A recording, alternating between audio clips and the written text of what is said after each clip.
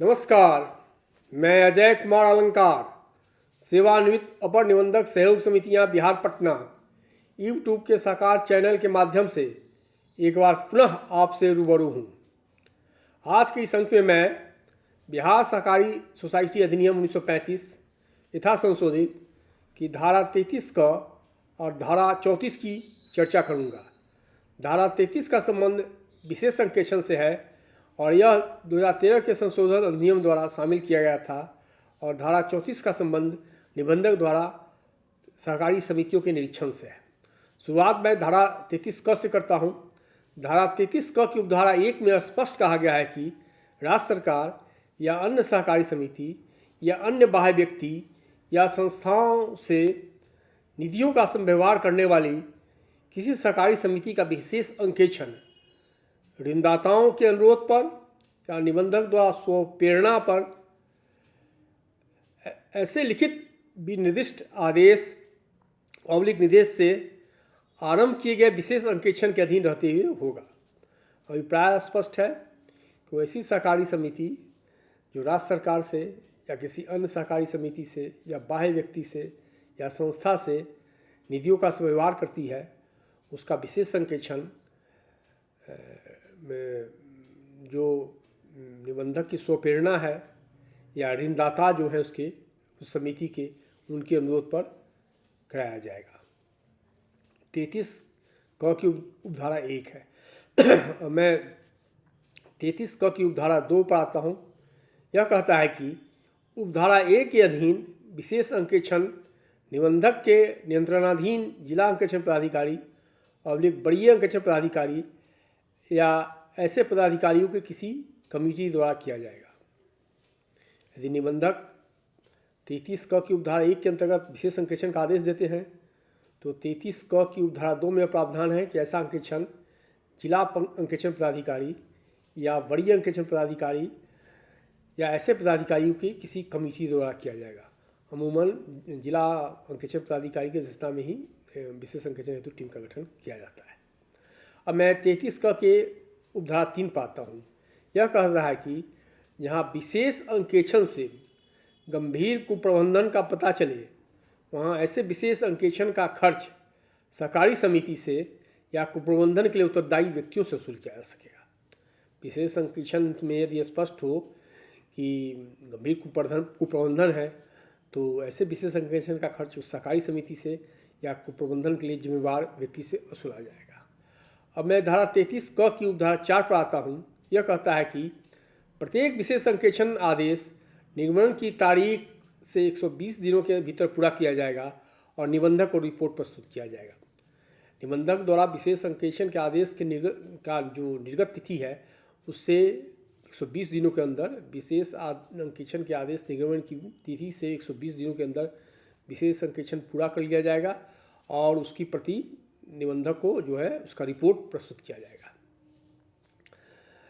अब हम आगे बढ़ते हैं। धारा 33 क की उपधारा 5 यह कहता है कि ऐसे विशेष अंकेक्षण रिपोर्ट में निम्नलिखित का विवरण अंतर्विष्ट होगा। मतलब यदि विशेष अंकेक्षण रिपोर्ट होगा या विशेष अंकेक्षण होगा तो इन चीज़ों को उस प्रतिवेदन में शामिल किया जाएगा। क प्रत्येक भुगतान जो अंकेक्षक को अधिनियम अथवा अधिनियम के अधीन बनी नियमावली अथवा सहकारी समिति के विधियों के प्रतिकूल प्रतीत हो। स्पष्ट है कि प्रत्येक वैसा भुगतान जो अंकेक्षक को यह लगे कि सहकारी समिति अधिनियम या नियमावली या जिस सहकारी समिति का अंकेक्षण किया जा रहा है उसके विधियों के प्रतिकूल हो तो उसको विशेष अंकेक्षण रिपोर्ट में वह शामिल करेगा।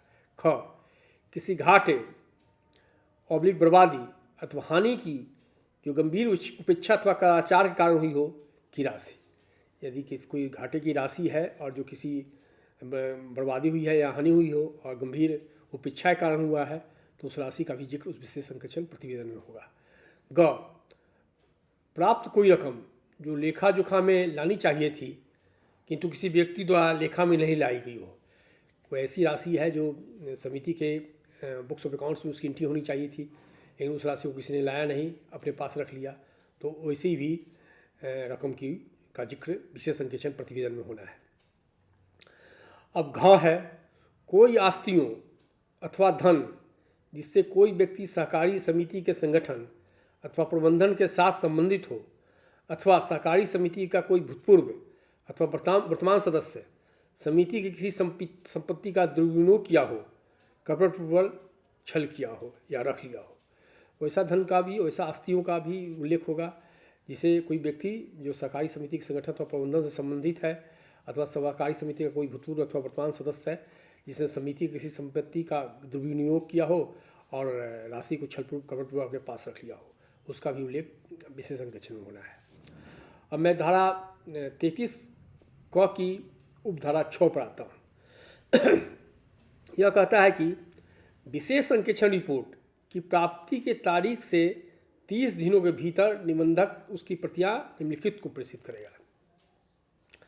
विशेष अंकेक्षण रिपोर्ट निबंधक को प्राप्त हो गया तो उसकी 30 दिनों के अंदर निबंधक को कुछ को कतिपय व्यक्ति हैं, कतिपय संस्थाएं हैं जिनको प्रेषित करना है। उसमें पहला नाम है आवेदक ऋणदाता, जिस ऋणदाता ने विशेष अंकेक्षण का अनुरोध किया हो उसको देना है। दूसरा संबंधित सहकारी समिति, जिस सहकारी समिति का विशेष अंकेक्षण हुआ हो उसको देना है। और जहां धारा 4 के अधीन आवश्यक हो अधिभार की कार्यवाही दाखिल करने हेतु अधिकृत अंकेक्षण पदाधिकारी, और जहां जरूरत समझे तो सरचार्ज प्रोसीडिंग शुरू करने के लिए जो बिहार सहकारी सोसाइटी अधिनियम 1935 की धारा के 40 के अंतर्गत आता है, तो सरचार्ज प्रोसीडिंग शुरू करने के लिए संबंधित अंकेक्षण पदाधिकारी को। यह विशेष अंकेक्षण से संबंधित प्रावधान है। अब मैं आगे बढ़ता हूँ और मैं धारा 33 ख की चर्चा कर रहा हूँ। अभी तक मैंने धारा 33 क की चर्चा की, अब धारा 33 ख की चर्चा करता हूँ मैं आपसे। धारा 33 ख कहता है कि यह लेखाओं तथा अभिलेखों का संधारण के संबंध में प्रावधान करता है। सहकारी समितियों द्वारा लेखाओं तथा अभिलेखों के संधारण के संदर्भ में धारा 33 ख की उपधारा 1 में वर्णित है कि प्रत्येक सहकारी समिति अपने निबंधित कार्यालय में निम्नलिखित लेखाओं और अभिलेखों को रखेगी। क समय समय पर किए गए संशोधन सहित इस अधिनियम की प्रति, मतलब बिहार सहकारी सोसाइटी अधिनियम 1935 की प्रति जो समय समय पर संशोधित की गई हो उसके साथ। ख कार्यान्वित पुस्तक प्रोसीडिंग रजिस्टर। ग निबंधन प्रमाण पत्र, सहकारी सोसाइटी का जिस सहकारी सोसाइटी का कार्यालय है उस सहकारी सोसाइटी का निबंधन प्रमाण पत्र तथा निबंधित उपविधियों की एक प्रति, जो निबंधित उपविधि उसकी एक प्रति, और संशोधन की तारीख के साथ समय समय पर निबंधित संशोधनों की प्रति। मतलब उपविधि में यदि समय समय पर संशोधन हुआ है तो उसकी भी एक प्रति संबंधित सहकारी समिति को अपने कार्यालय में संधारित करना है। अब मैं घ पर आता हूँ। ऐसे संघ परिसंघ की जिसका हुआ सदस्य हो, सहकारी समिति सदस्य हो तथा अपने प्रत्येक सहकारी समिति के लिए अभिप्रमाणित विधियों की एक एक प्रति। क ख ग घ तक मैंने चर्चा कर दी। ख में अधिनियम की प्रति संशोधन सहित, ख में प्रोसीडिंग रजिस्टर कागजी पुस्तक, ग में निबंधन प्रमाण पत्र तथा समय समय पर किए गए विधि में संशोधन की प्रति, और घ में संघ परिषद के लिए का सदस्य हो तो उसके लिए उसकी विधि के संबंध में चर्चा है। अब मैं आता हूँ अंग। सहकारी समिति द्वारा प्राप्त तथा खर्च की गई राशि क्या लेखा तथा उसका प्रयोजन। अब है च में मैं आता हूँ। सहकारी समिति द्वारा सामानों की सभी खरीद बिक्री का लेखा, उसको भी संधारित करना है। छ सहकारी समिति की आस्तियों तथा दायित्वों का लेखा, उसको भी अपने कार्यालय में रखना है। ज कुल सदस्यता तथा विभिन्न सेवाओं का सदस्यवार उपयोग प्रदर्शित करने वाली पंजी। कुल सदस्यता तथा विभिन्न सेवाओं का सदस्यवार उपयोग प्रदर्शित करने वाली पंजी। जो है अगला है वित्तीय वर्ष की समाप्ति के 30 दिनों के भीतर अद्यतन की गई चालू वित्तीय वर्ष के लिए मताधिकार प्राप्त सदस्यों की सूची, यह भी रखना है उसको। फिर अगला है बोर्ड नीतियों की प्रति। बोर्ड का यदि कोई पॉलिसी है, कार्मिक पॉलिसी है, इन्वेस्टमेंट पॉलिसी है, तो इस तरह की पॉलिसियों की, इस तरह की नीतियों की एक प्रति रखना है। ट में कहता है कि वार्षिक रिपोर्ट, अंकेक्षण प्रतिवेदन, विशेष अंकेक्षण प्रतिवेदन, जांच प्रतिवेदन और उसका अनुपालन प्रतिवेदन, इसको भी रखना है, उसको संधारित करना है। आगे है कि अन्य विधियों तथा विनियमों की प्रतियां जिनके अधीन सरकारी समिति हो। सरकारी समिति तो जनरली कोऑपरेटिव सोसाइटी एक्ट से संचालित होती हैं, लेकिन अन्य कानून भी है जिसको हो सकता है उस पर लागू हो। जैसे जो बैंकिंग का काम करती हो तो बैंकिंग रेगुलेशन एक्ट से प्रभावित होती हैं। इस तरह की भी नियमों की अधिनियम की प्रति उसको रखना है। फिर आगे कहता है कि ऐसे अन्य दस्तावेज जो सहकारी समिति की क्रियाओं से सुसंगत हों, जो उसकी क्रियाओं से संबंधित हों, वैसे दस्तावेजों को रखना है। परंतु जहाँ सहकारी समिति का शाखा कार्यालय हो, वहाँ शाखा कार्यालयों संबंधित लेखा अभिलेख वित्तीय वर्ष की समाप्ति के 25 दिनों के भीतर किसी अवधि के लिए निबंधित कार्यालय में उपलब्ध रहेगा। अब लेखा शाखा कार्यालय का उल्लेख करता है। अब मैं 33 ख की उपधारा 2 पर आता हूँ। समर्थकारी अभिलेखों तथा भाउचरों सहित प्रत्येक सहकारी समिति की लेखा पुस्तकें ऐसी अवधि के लिए जो तत्समय प्रवृत्त किसी अन्य विधि के अधीन उपविधियों में उपबंधित की गई हो, इसको भी रखना है। यहाँ से मैं थोड़ी चर्चा कर देता हूँ कि बहुत सी सहकारी समितियों की कंप्यूटराइजेशन की चर्चा है, खासकर पैक्स की कंप्यूटराइजेशन की चर्चा है। तो पैक्स के संदर्भ में यह प्रावधान कितना प्रासंगिक रह गया है, यह भी हमें सोचना होगा। ठीक है, ये तो सभी सहकारी समितियों के लिए प्रावधान है, लेकिन जब हम पैक्स का कंप्यूटराइजेशन करने जा रहे हैं और सभी डाटा को ऑनलाइन कर रहे हैं या उसमें से सॉफ्टवेयर में संधारित कर रहे हैं, तो यह प्रावधान कहाँ तक प्रासंगिक है, ये हमको सोचने की जरूरत है। अब मैं धारा 34 पर आता हूँ। धारा 34 निबंधक द्वारा निरीक्षण से संबंधित है। निरीक्षण की बहुत चर्चा होती है, लेकिन अधिनियम में मात्र 2-3 लाइन में निरीक्षण के प्रावधान दिए गए हैं। इसमें कहा गया है कि समय समय पर निबंधक द्वारा स्वयं अथवा अपने सामान्य अथवा विशेष आदेश से एतदर्थ प्राधिकृत किसी व्यक्ति द्वारा निबंधित सोसाइटी का निरीक्षण किया जाएगा। निबंधक द्वारा स्वयं या निबंधक के अपने विशेष या समान आदेश से जिसको प्राधिकृत करें, प्राय सामान्य विशेष आदेश निकाल के सभी डीसीओ को, सभी बीसीओ को या को प्राधिकृत किया जाता है निरीक्षण करने के लिए। तो निरीक्षण से संबंधित यही प्रावधान है धारा 34 में। 2-3 लाइन का प्रावधान है। ऐसे निरीक्षण से संबंधित अन्य प्रावधान भी हैं। निरीक्षण 3 तरह का है। एक तो निबंधक ने जो निरीक्षण का निबंधक द्वारा निरीक्षण है।